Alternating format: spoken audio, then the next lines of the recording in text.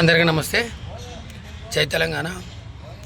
అసెంబ్లీలో రేవంత్ రెడ్డి గారు ఏ విధంగా మాట్లాడుతున్నారో చూసిరుగా, విన్నారు కదా. అదేనా సంస్కారం? అదేనా మీకు నేర్పించింది? కాంగ్రెస్ అంటే ఇదేనా?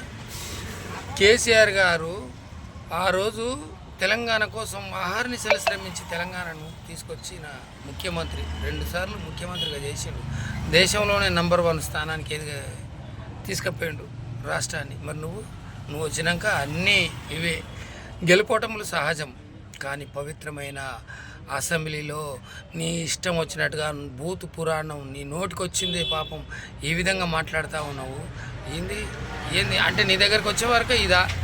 దయచేసి ఇటువంటి మాటలు మాట్లాడకు, టైం వేస్ట్ చేయకు. ప్రజల గురించి ఆలోచించండి, ప్రజల గురించి మంచి చేయండి, రాష్ట్రాన్ని ఏ విధంగా ముందుకు తీసుకుపోవాలో చేయండి. ప్రతిపక్షం నేనే ముఖ్యమంత్రి ఉంటే నీకు అనుకుంటే కాదు, ప్రజలు అనాలే. ఇప్పుడు చూసుకో, రేపు స్థానిక ఎలక్షన్లలో నిన్ను తీసి కొడితే ఎక్కడ పడతావో చూస్తున్నారు జనాలు. కనుక నోరు దగ్గర పెట్టుకొని ప్రజల గురించి మంచి మాట్లాడమని పదే కేసీఆర్ని అంటే ఎవ్వడు ఊకోడు, తీసి ఎండగొడతారు. ప్రజలే సిద్ధమైనరు.